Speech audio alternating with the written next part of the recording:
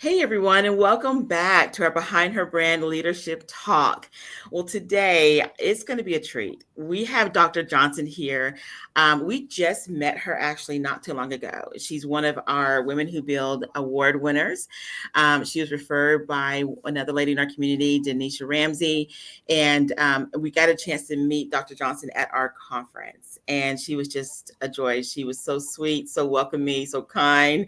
And I just love meeting women that have such incredible backgrounds, but when you meet them, they're also incredible people. And so we are excited to have her here today to learn more about the work that she does and a little bit about her lessons and journey and all the things in between that you guys know we love to talk about. So today, Dr. Johnson, I welcome you to our platform. Thank you. I appreciate you. I welcome the invitation and quite honored to be here. Thank you. So tell us a little bit about who is Dr. Johnson, a little bit about your background. Who is Dr. Johnson? I um, was born and raised in South Arkansas, a little town called Warren, Arkansas, in Bradley County. I joined the military right out of high school. Oh, I was in the military for about 9 years. I attended my undergraduate, the beginning of my undergraduate at Spelman College, and completed my Bachelor's of Science in Nursing degree at the University of Arkansas for Medical Sciences, my master's degree in nursing from the University of Phoenix, and my doctorate in higher education administration from the University of Arkansas at Little Rock. So I've been a nurse for about 20, 25 years. okay. And so I absolutely love nursing. I got Mm-hmm. into education about in 2008, got into higher education in 2008, and started as an instructor, a nursing instructor. And now Mm-hmm. I serve as the dean of the School of Science, Math, and Allied Health at University of Arkansas Pulaski Technical College. Wow. That is impressive. I'm like, oh my gosh, a lot of education, but I love that. I have a lot of really good friends who are in the medical space and the amount of commitment that you had to have to do that. Yeah, So with all that you have accomplished and everything that you're doing, you also have an organization called iCAN. that's So correct. I tell us a have. little bit, yeah, tell us about that. Yes. So I like I said, I've been in nursing for over 20 years, and I have Mhm, been a part of several different spaces, several different types of nursing, um, mhm, from hospital to home health to ICU to med surge, and then of course nursing education.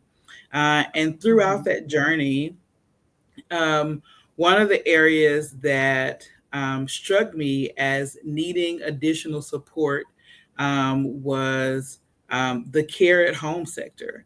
And mhm, so the idea for iCAN, which stands for Infinite Caring Annihilates Negatives. And mhm, so the impetus for that was, um, to ensure that um, patients, families, that their family members have the care in their home that they need mhm, once they are either discharged from the hospital or prior to going to the hospital.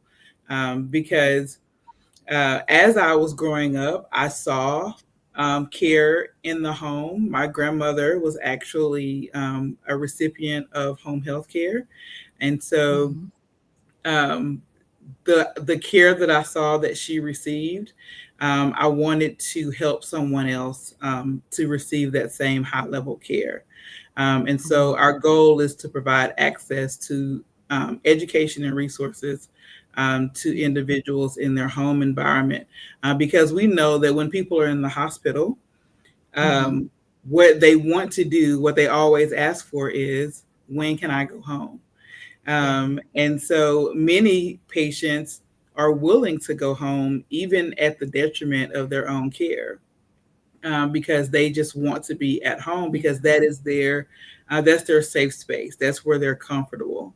And so I wanted to be able to provide services where they can receive care similar to hospital care, but in their more comfortable environment of their home.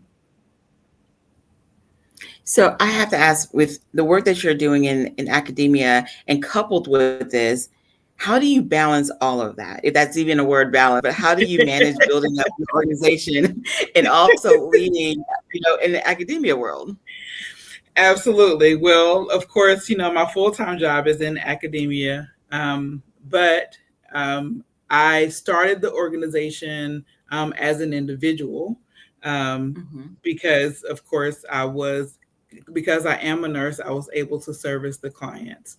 But as the organization has grown, I've had to hire people to be able to care for the patients. There are times that I do fill in, but there are people who work within the organization who run the organization on a day-to-day basis, so that I'm able to work in higher education. Okay. So walk me through a little bit from maybe your earlier stages when you were building, because obviously you're working full-time job, you're a wife, you're a mother, responsibilities, activities, all the things.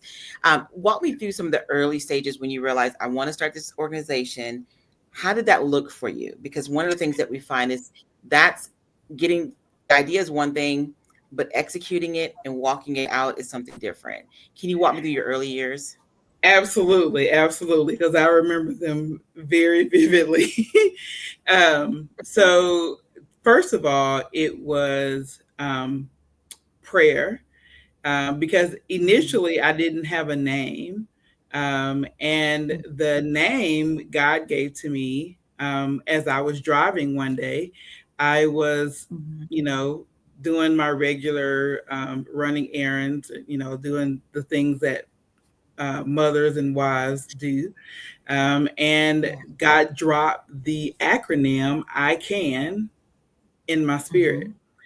I Yeah. it didn't have words to it at that time. It was just I can. And so Yeah. the basis for I can was I can do this, meaning the Mm. patients would be able to live well, to heal well, and to Mm. operate well within their home environment. Because I Yes. wanted them to be able to say, I can do this. So the Mhm. acronym came to me, as I was driving.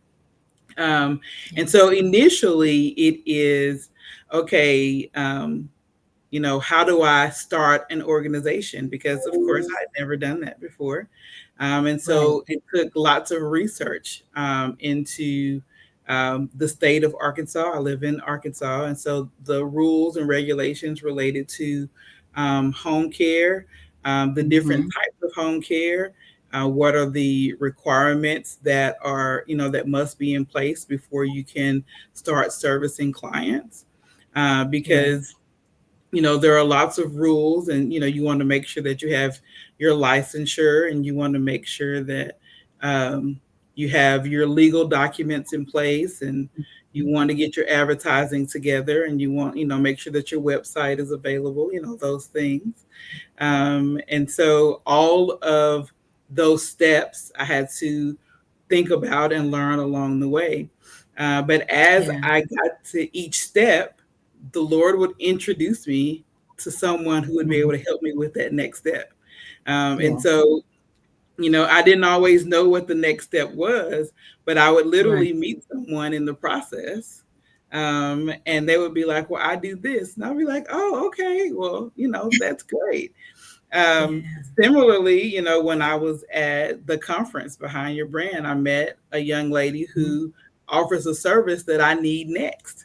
And so Mm. I've kept in contact with her um, Right. so that now that I know that she does that, which I didn't know that there Right. was someone who does that. But now that I Mhm. know that she does that, I know someone that I can reach out to help me with that next step.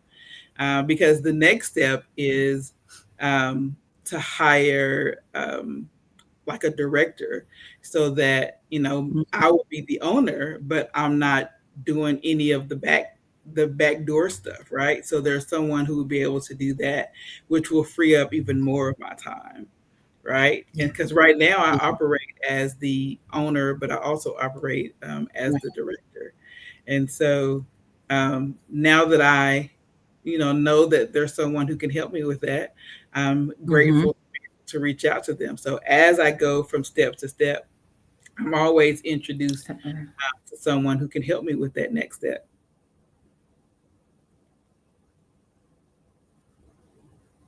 Oh, I think she's frozen.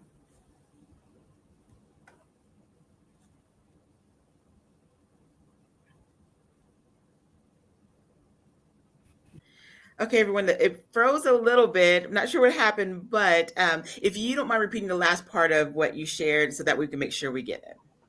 Yes, absolutely. And so, like I said, I met a young lady for my next step. And so, when I was at the conference, the Behind Your Brand conference in Texas, I was able to meet a young lady who operates in the space that will help me with the next step in my business.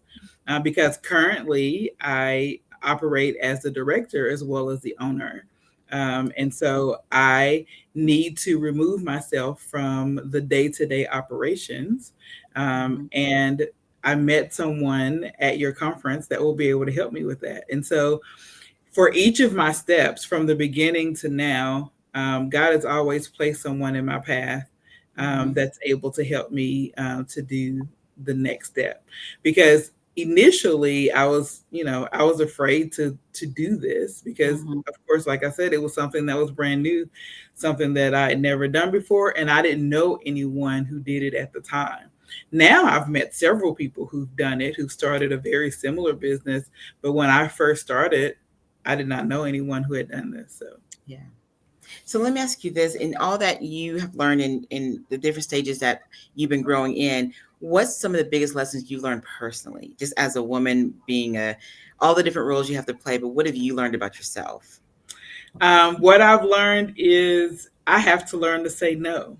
Mm. Learning to say no has been very difficult for me because I am a caregiver at heart. That's who I am. I want for people to be their best, to do their best, to have their best. And sometimes I do that to the detriment of my own self. Mhm. And so I've had to learn to take care of me because I can't take care of everyone else if I Yeah. don't take care of me. I think that's been the biggest lesson that I've had to learn in this process. Yeah, that's something that we hear so often that people have a challenge in balancing, especially high achieving women who are doing so many different things that sometimes they take care of themselves last versus really making themselves a priority. But especially when you're also building as well on top of everything else. So that can always be a Exactly. challenge. Yeah. Absolutely, absolutely. But I mean, it is something that, like you said, high achieving women, it's Mhm. something that we do have to take to heart, to make sure that we are taking care of ourselves. Yeah. And then as a nurse, I'm used to taking care of people. Mhm. That's my comfort zone, right? And so that's what's on autopilot for me is to take care of other people. And taking care of myself, I need to add myself to that autopilot. Right. Exactly. Okay, because I know that you've done a lot. I want to read a couple of them off here. You have been recognized with many awards from the Mary Ann, am I saying Shoop? Show, Shope? Okay. yes. Excellence in academic leadership. I know that you've had such a background where you've been recognized in so many different platforms. Let me ask you this: in a world where sometimes women don't always clap for each other, Mhm. sometimes there's the other things, the competition and things of that nature. How have you navigated just that side of growth when it comes to leading and growing and building and getting accolades and having to deal with the other side of the applause where people are not as supportive and not showing up or not being who they say they would be for you? Wow, that's a good question. Um, so it is sometimes difficult, especially when there are women whom you think should applaud you, Mm-hmm. and you don't find them in your applauding section. Yeah. Um, you you know, there are some times when there are women who seem to disappear Mm-hmm. when you're receiving when you're receiving your accolades. Yeah. But for myself, I just, I allow people to live where it's comfortable for them, Mm. because um, Good. if because I don't feel like I should have to dim my light in order for someone else to be comfortable. Right. Um, I am walking, or I am trying my best to walk in my purpose. I'm trying to fulfill what I feel God has put me on this earth to do. And if in that process, people notice and I am awarded or I am applauded, then Mm-hmm. I'm very grateful and very humbled for that. Yeah.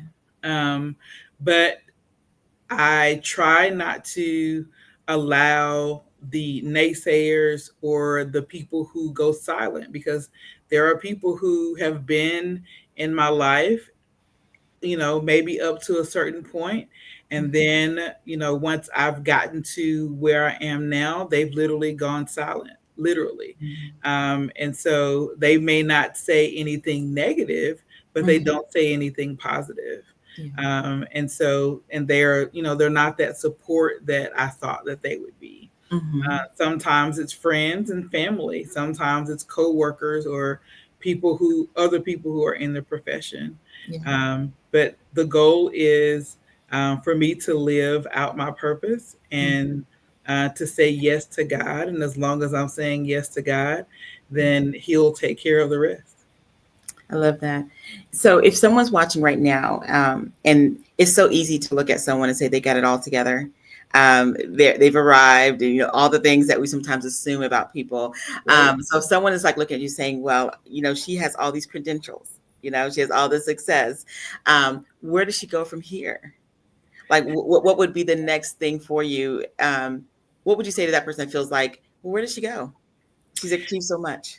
So I have never, and I will never feel like I have arrived. There's Mhm. always room for Yeah. improvement. Yeah. Right now, I am working on working on leadership skills and working on I love ensuring that I'm able to project and to communicate goals and vision accurately Mhm. and clearly to the people whom I lead. Yeah. Because, the people that I lead may often change depending on my role. Mhm. And if my role changes or the people change, then I need to change with it. Right. And so there's always room to grow, there's always things to do. But in fact, I have thought about going back to school. Um, Ooh. I've thought about getting my MBA or my MHA, MBA being Master's in Business Administration Mhm. or Master's in Healthcare Administration. Nice. So I've thought about doing one of those, but haven't pulled the lever on either of those yet. I'm actually enjoying not being in school currently. Um, but yeah, so there's always room for growth, whether it is um, self growth, personal growth, or in an academic environment. Yeah. I will never consider myself to have arrived. I love that. And I always find when people feel that they've arrived and there's nowhere else to go, I always try to challenge them that to keep being a student of your game. Keep being a student of your gifts. Like, especially with the way the world keeps changing, and even you change. We all change in our growth. Absolutely. Keep growing. That's correct. And, life has a way of changing us, Yes. because as we live and, just live out our lives daily, there are situations and circumstances that happen within our lives Hmm.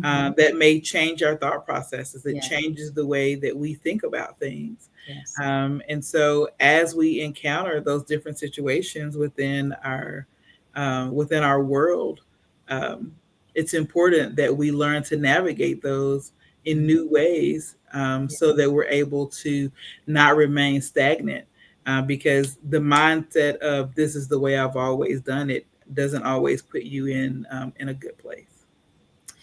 Something we said before we went live, that I would love to touch on a little bit because I think it's very valuable for the women that are definitely going to be watching this. Mm-hmm. For everything that you've achieved and everything that you have grown, it comes at a cost. Mm-hmm. And not everybody likes to pay the price that it takes to really grow and build. Can you speak to a little bit about your experience about the costs that you've had to take to grow and build and how you've been able to navigate that? Absolutely. Everything comes with a cost. And so when someone is doing well in one area, most of the time they are lacking in another area. And so while I am building and growing in my professional world, I've had to balance that with not always being able to be, at my kids' events or my children's events, not always being able to be there to cook dinner for the Mhm. family. Sometimes I start early in the morning, 3 or 4 o'clock in the morning while they're sleeping.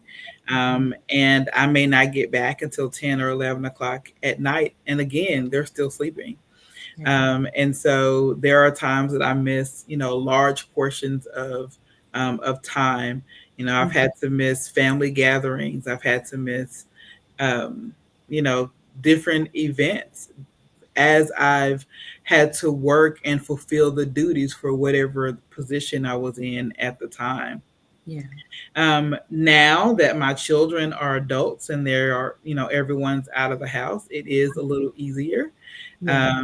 But as they were growing up and as I was working and building in those early years, it was tough. Mhm. It was tough. Yeah. So I had to decide what was a priority for that moment in time. And Mm. so that's definitely something that women who build should take into account. Are you willing to pay the cost to reach the goals that you are trying to reach? Mhm. Because everything comes with a cost, nothing is free.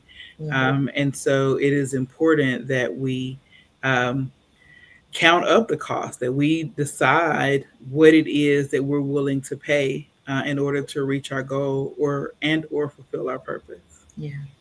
I like that you spoke to that because so often, when you do pose that question, most people say, well, I don't want to give up this, and this.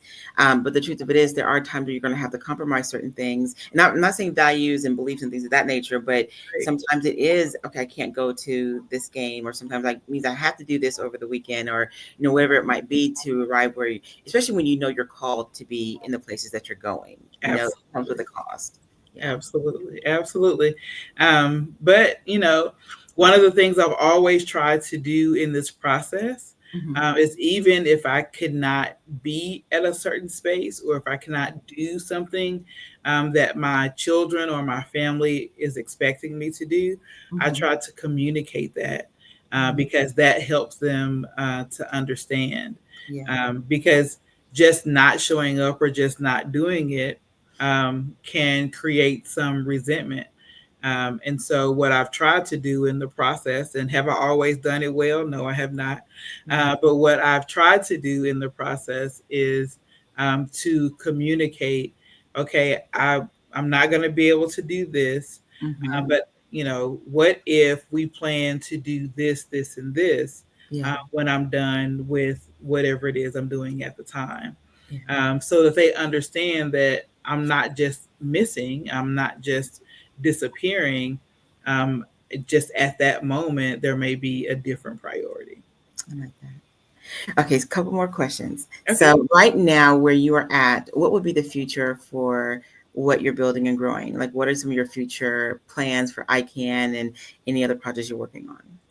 Yes. So for iCAN, I would love to expand. Right now, iCAN does mostly uh, basic home care services. Okay. I would like to, meaning personal care services. Right. I would like to expand to a medical home care Hmm. where we are able to provide some extended services.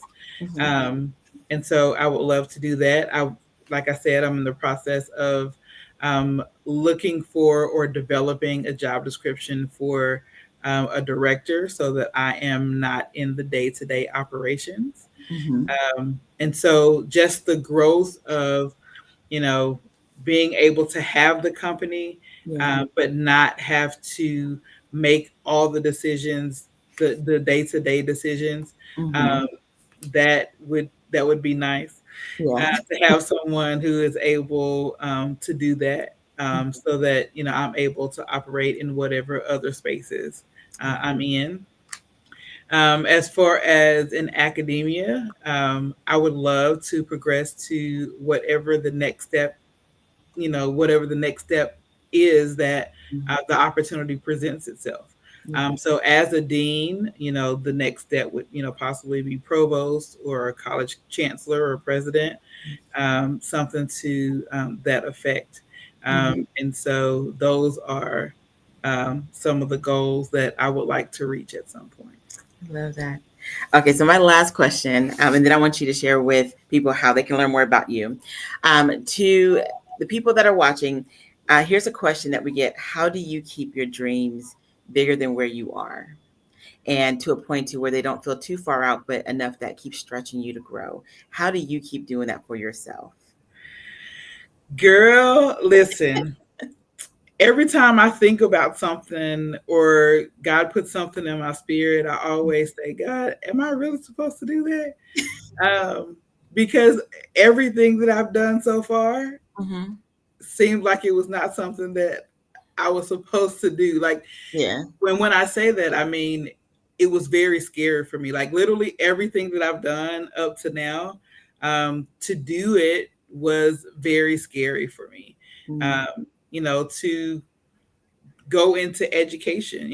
I was working at the bedside, and to the thought of going into education was scary for me. Mm-hmm. Going, once I was in education, you know, becoming a chief nursing officer for a hospital was very scary for me.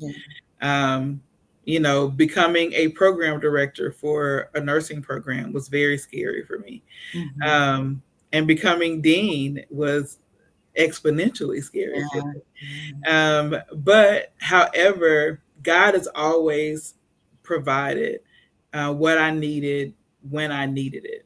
Mm-hmm. Um, there have been times that I've been, maybe listening to a book or reading an article or whatever, and it was that information that I needed for a meeting that I was going to have later in the day. And sometimes I just think, okay, God, I see Yeah. it, right? Because I always have the information that I need when I need it. Right. And so the the dreams and aspirations, how do I keep them, Yeah. bigger than myself? Is I try to just follow what God gives me, Mm-hmm. because His plan for me is much better than my plans for myself.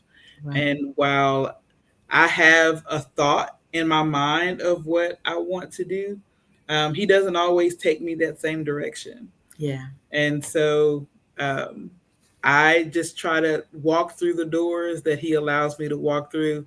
And when He closes a door, I know that it is His redirection and that's not the way that I'm supposed to go. Mm-hmm. I love that. So, how can we learn more about you or just follow support? What does that look like for you? Excellent.